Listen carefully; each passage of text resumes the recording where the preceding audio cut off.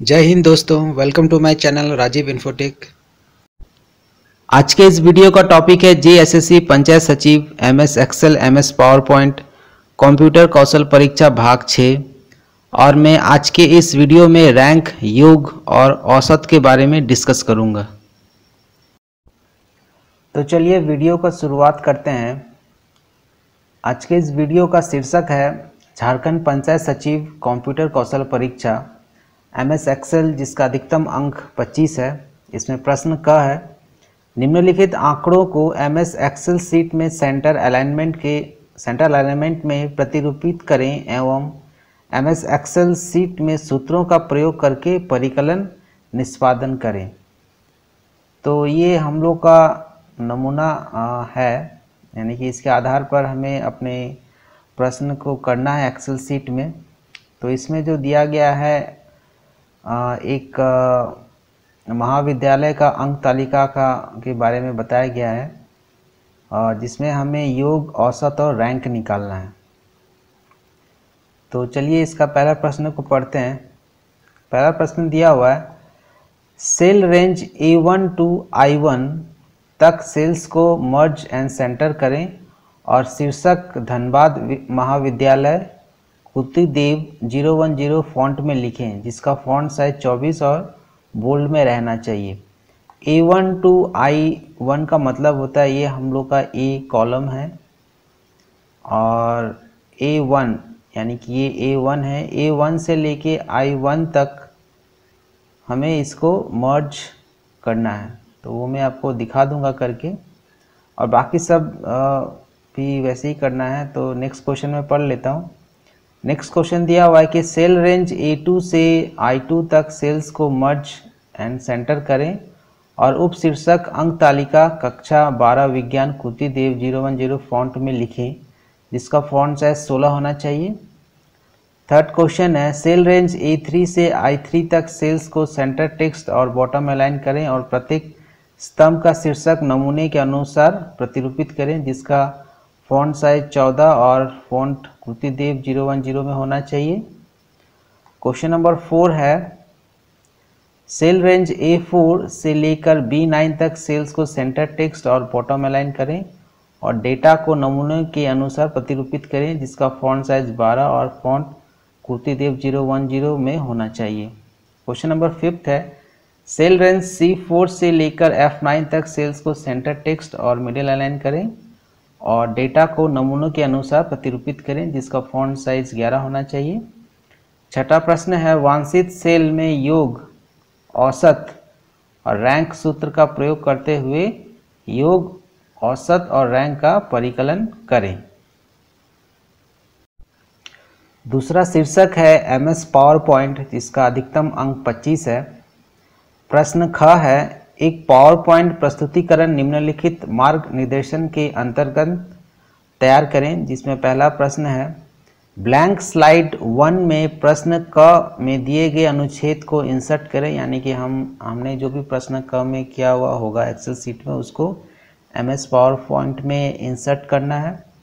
इस पे सेकंड दिया हुआ है कि इंसर्ट किए गए डेटा का बैकग्राउंड टैन करें, यानी जो भी हम डेटा इंसर्ट करेंगे एमएस पावर पॉइंट में, उसका बैकग्राउंड को टैन कर देना है।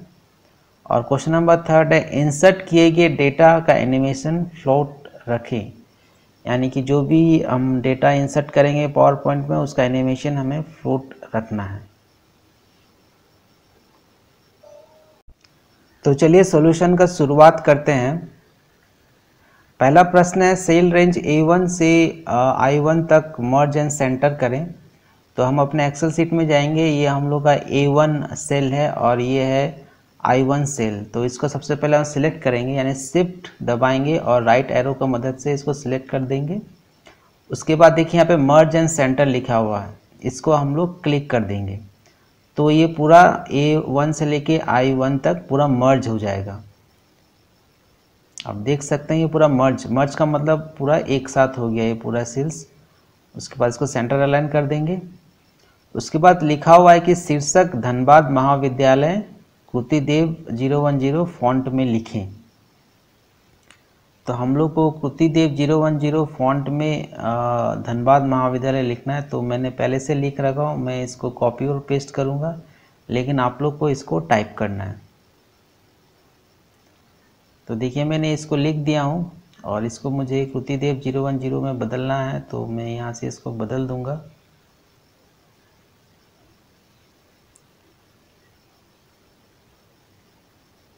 और इसमें कहा गया है कि इसका फ़ॉन्ट साइज़ 24 और बोल्ड में ये होना चाहिए।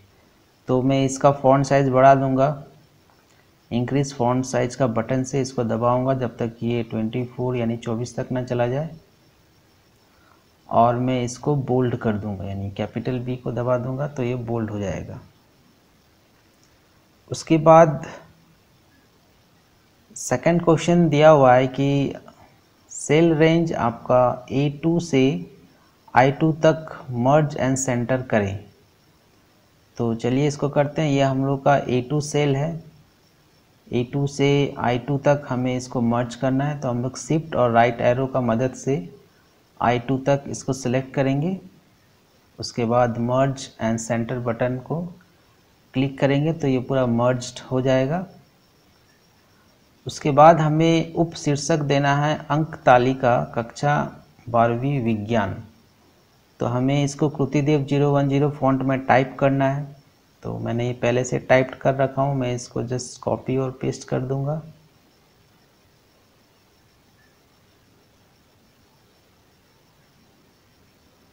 तो ये कॉपी और पेस्ट हो गया है। इसका फॉन्ट में कृतिदेव 010 कर दूंगा। उसके बाद हमें कहा गया है कि इसका फ़ॉन्ट साइज 16 होना चाहिए। तो मैं इसका फ़ॉन्ट साइज 16 कर दूंगा। इंक्रीज फ़ॉन्ट साइज का बटन को दबाकर 16 तक ले जाऊंगा। उसके बाद क्वेश्चन नंबर 3 में कहा गया है कि सेल रेंज A3 से I3 तक सेल्स को सेंटर टेक्स्ट और बॉटम अलाइन करें।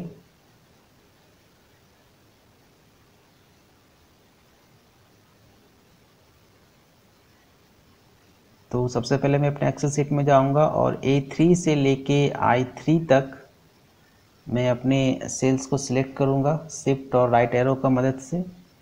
और यहाँ देखिए, यहाँ पे सेंटर टेक्स्ट लिखा हुआ है, इसको क्लिक करूंगा और मिडिल बॉटम अलाइन करने के लिए कहा गया है।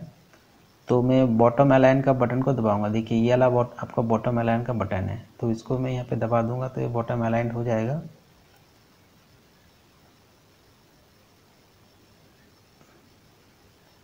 उसके बाद जैसे नमूने में दिया गया है वैसे हमें टाइप करना है।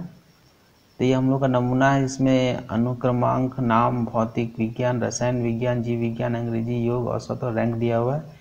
इसको हमें टाइप करना है कृतिदेव 010 में। तो मैंने पहले से टाइप करके रखा हुआ हूँ, मैं इसको जस्ट कॉपी करूँगा और उसको वहाँ पे पेस्ट कर दूँगा। तो ये पेस्ट हो गया और जो सेल से बाहर चला जा रहा है उसको मैं सिलेक्ट करके उसको सेट कर दूंगा।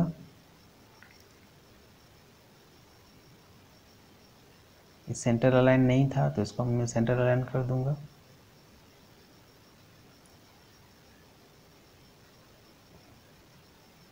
इसके बाद कहा गया है कि जिसका फॉन्ट साइज 14 और 14 होना चाहिए। तो मैं इसका फॉन्ट साइज इंक्रीज करके 14 तक ले जाऊंगा।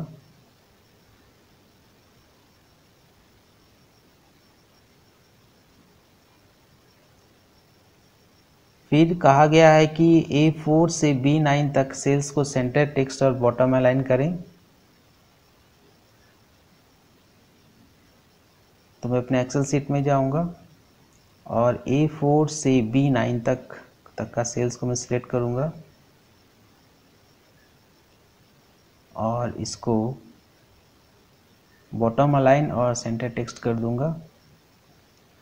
और जो दिए नमूने के अनुसार इसको जो डेटा दिया हुआ है उसको मैं इंसर्ट करूंगा। तो यहाँ रोल नंबर दिया हुआ है, अनुक्रमांक दिया हुआ है 1001, 1002, 1003 ऐसे करके दिया हुआ है, सीरियली दिया हुआ है। तो अगर सीरियली कोई चीज़ दिया रहता है हम उसको ऐसे करके टाइप करेंगे, पहले 1001 लिखेंगे, फिर 1002 लिखेंगे, फिर दोनों सेल्स को सिलेक्ट करेंगे, फिर इसको ड्रैग कर देंगे, यानी हमें जहाँ तक नंबर चाहिए हम लोग वहाँ तक इसको ड्रैग कर देंगे। तो हमें 1006 तक चाहिए तो हम लोग इसको 1006 तक ऐसे करके ड्रैग करके लिख देंगे। उसके बाद नाम में जो भी नाम दिया हुआ है उसको हमें टाइप करना है, और ये क्योंकि सेंटर लाइन था तो उसको सेंटर लाइन कर देंगे।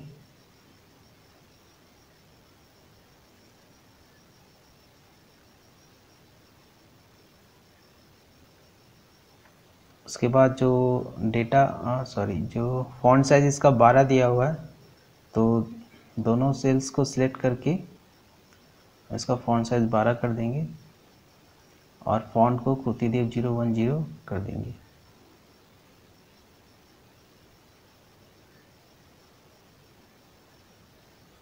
और इसको थोड़ा सेट कर देंगे क्योंकि ये सेल्स के अंदर चला गया है, तो पूरा कॉलम को सिलेक्ट करके हम उसका जो बॉर्डर है वहाँ पे क्लिक करेंगे तो ये सेट हो जाएगा।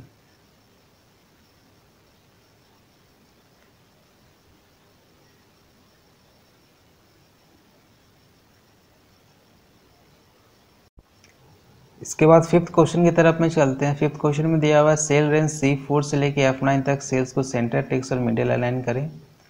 तो हम लोग C4 से लेके F9 तक का सेल्स को पहले सिलेक्ट करेंगे, शिफ्ट और राइट एरो फिर बॉटम एरो की मदद से इसको सिलेक्ट करेंगे। उसके बाद इसको सेंटर टेक्स्ट कर देंगे और बॉटम अलाइन कर देंगे।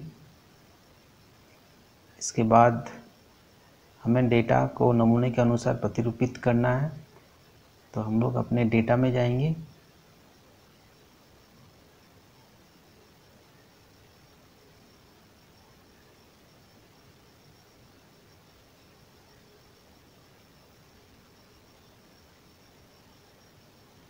हम लोग का यहाँ पे अलग अलग सब्जेक्ट के मार्क्स लिखे हुए हैं, तो हमें इन मार्क्स को लिखना है, टाइप करना है। तो चलिए टाइप करते हैं।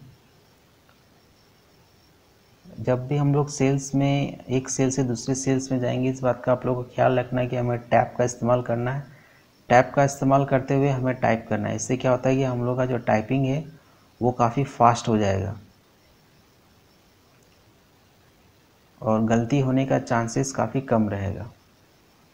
तो जैसा हमें सेल्स में दिया हुआ है हम लोग वैसे ही टाइप करते हैं।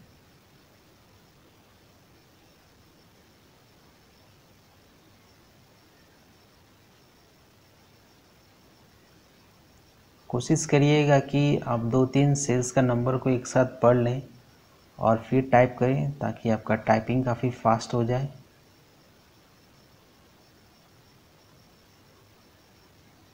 ज़्यादा टाइम डेटा को इनपुट करने में ही लगता है, बाकी काम तो एक्सेल में काफ़ी फटाफट हो जाता है क्योंकि उसमें हमें फॉर्मूला का इस्तेमाल करना पड़ता है।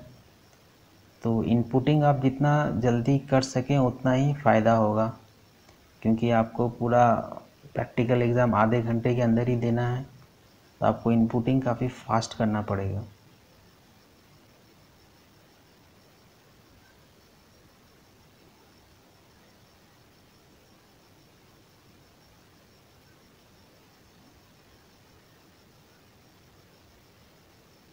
तो चलिए हमने इनपुट पूरा कर दिया है। अभी हमें योग निकालना है, योग, औसत और रैंक निकालना है हमें। अच्छा हाँ, इसका यहाँ पे फ़ॉन्ट साइज़ 11 होना चाहिए सबका, तो ये बाय डिफ़ॉल्ट 11 ही है, तो इसमें कुछ एक्स्ट्रा करने का ज़रूरत नहीं है। अभी हमें योग निकालना है, यानी सब जितने भी मार्क्स हैं उन सब का टोटल हमें निकालना है। तो हम लोग फॉर्मूला लगाएंगे, तो फॉर्मूला लगाने से सबसे पहले हम लोग इक्वल टू का इस्तेमाल करेंगे और लिखेंगे सम, SUM, सम, फर्स्ट ब्रैकेट देंगे और हम लोग पहला मार्क्स जो दिया हुआ है उसको सिलेक्ट करेंगे और शिफ्ट और एरो का मदद से जितना तक मार्क्स दिया वहाँ तक इसको सिलेक्ट करेंगे, उस डेटा रेंज को, ब्रैकेट क्लोज करेंगे और इंटर दबा देंगे, तो हम लोग का योग निकल के आ जाएगा। फिर इसको नीचे तक ड्रैग कर देंगे तो सबका मार्क्स का योग निकल के आ जाएगा। उसके बाद हम इसे सेंटर अलाइन कर देंगे। फिर हमें औसत निकालना है, तो औसत निकालने का फॉर्मूला है equal to average, AVERAGE, first bracket लगाएंगे और अपना जो डेटा है उसको सिलेक्ट करेंगे, यानी कि शिफ्ट और राइट एरो का मदद से ब्रैकेट क्लोज करेंगे और इंटर दबा देंगे, फिर उसको नीचे तक ड्रैग कर देंगे तो हम लोग का औसत निकल के आ जाएगा, उसको सेंटर अलाइन कर देंगे। नेक्स्ट जो चीज़ हमें निकालना वो काफ़ी इम्पॉर्टेंट है, तो इसको आप काफ़ी ध्यान से देखिएगा। इसका नाम है रैंक। रैंक का मतलब होता है कि कौन फर्स्ट आया, कौन लास्ट आया, और उसके अनुसार हमें रैंक निकालना है जितने भी दिए हुए हैं डेटा में से। तो इसके लिए हम लोग इस्तेमाल करेंगे इक्वल टू और लिखेंगे रैंक, फर्स्ट ब्रैकेट देंगे और अपना डेटा, यानी कि हम लोग औसत से नहीं निकाल सकते रैंक, हमें टोटल से निकालना है। तो हम लोग टोटल का कोई भी एक नंबर को सिलेक्ट करेंगे। तो चलिए हम लोग फर्स्ट नंबर को सिलेक्ट करते हैं, पहला सेल, यानी कि हम लोग का जो सेल नंबर है G4 उसको सिलेक्ट करेंगे, कॉमा देंगे, और जो रेंज है, रेंज यानी कि टोटल 6 कैंडिडेट है, तो इन्हीं 6 कैंडिडेट में से first, second, third, fourth, fifth, sixth होगा, तो इस पूरा डेटा रेंज को सिलेक्ट कर देंगे। तो सिलेक्ट हो गया। हमें यहाँ पे एक बात का ख्याल रखना है कि अगर जब हम इस फॉर्मूला को ड्रैग करेंगे तो पहला इसमें तो G4 दिखा रहा है, तो जब हम नीचे ड्रैग करेंगे तो फिर ये हम लोग का हो जाएगा I4 करके आ जाएगा। फिर जैसे हम लोग नीचे ड्रैग करेंगे वो एक्टिवली उसी सेल्स का जो है फॉर्मूला उसको लेता रहेगा, तो इससे हम लोग का रैंक निकल के नहीं आएगा। तो हमें इस जो हमने जो फॉर्मूला डाला है इसको एब्सोल्यूट बनाना पड़ेगा। तो एब्सोल्यूट बनाने के लिए हम लोग F4 बटन का इस्तेमाल करेंगे, नहीं F4 फंक्शन की का इस्तेमाल करेंगे। यानी जैसे हम लोग का फॉर्मूला ख़त्म होता है हम लोग F4 का इस्तेमाल करेंगे, और F4 जैसे इस्तेमाल करेंगे तो वो एब्सोल्यूट फॉर्मूला में आ जाएगा, तो फिर उसके बाद ऑटोमेटिकली रैंक निकल के आ जाएगा। तो हम लोग उसको ड्रैग करेंगे नीचे तक तो रैंक दिखा देगा। और इसमें आप देख सकते हैं जिसका सबसे ज़्यादा नंबर है वो फर्स्ट रैंक है, जो लास्ट है उसका 6th रैंक है। तो रैंक निकालने के लिए आप लोग को एक बात का याद रखना पड़ेगा। तो चलिए पावर पॉइंट का पहला प्रश्न को करते हैं। लिखा हुआ ब्लैंक स्लाइड 1 में प्रश्न क में दिए गए अनुच्छेद को इंसर्ट करें। तो सबसे पहले हम अपना PPT खोलेंगे और यहाँ पे न्यू स्लाइड के अंदर में ब्लैंक स्लाइड को सिलेक्ट करेंगे और हम लोग का एक ब्लैंक स्लाइड खुल जाएगा। इसमें हमें अपना एक्सेल में जो भी हमने डेटा बनाया उसे इंसर्ट करना है। तो उसके लिए हम इंसर्ट में जाएंगे, फिर ऑब्जेक्ट में क्लिक करेंगे। ऑब्जेक्ट में क्लिक करने के बाद हम लोग क्रिएट फ्रॉम फाइल को क्लिक करेंगे, फिर यहाँ से ब्राउज में जाएंगे और अपना जो डेस्टिनेशन फोल्डर है, यानी कि हम लोग डेस्कटॉप के अंदर में जो भी हमने अपना फोल्डर के अंदर जो भी डेटा रखा है उस फोल्डर को सिलेक्ट करेंगे और उस एक्सेल शीट को सिलेक्ट कर देंगे जिसमें हमने अपना डेटा सेव किया हुआ होगा। ओके दबा देंगे तो हम लोग का लिंक आ गया इसमें, फिर यहाँ पे ओके दबा देंगे। तो हम लोग का जो भी डेटा हमने एक्सेल शीट में बनाया था वो PPT में आ जाएगा, यानी पावर पॉइंट में आ जाएगा। और इसको जैसा चाहे हम वैसा शेप में ला सकते हैं, एडजस्ट कर सकते हैं।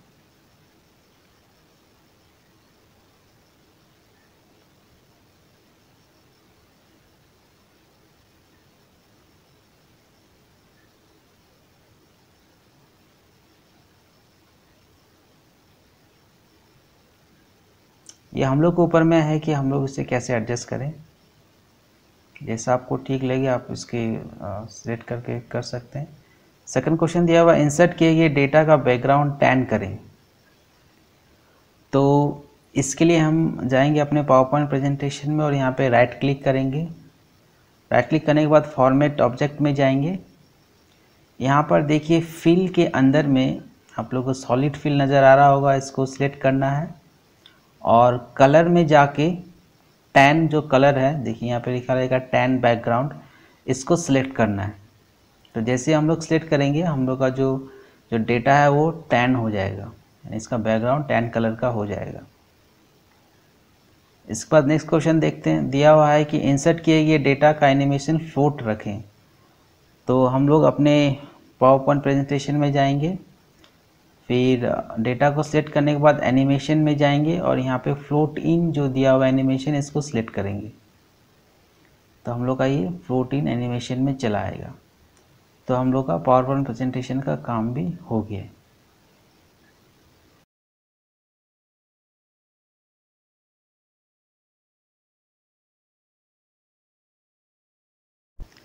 मैंने इस सैम्पल पेपर का पीडीएफ फाइल का लिंक अपने डिस्क्रिप्शन बॉक्स में दे रखा है, और साथ ही साथ मैंने जितने भी सैम्पल पेपर बनाए हैं सबका लिंक मैंने अपने डिस्क्रिप्शन बॉक्स में दे रखा है।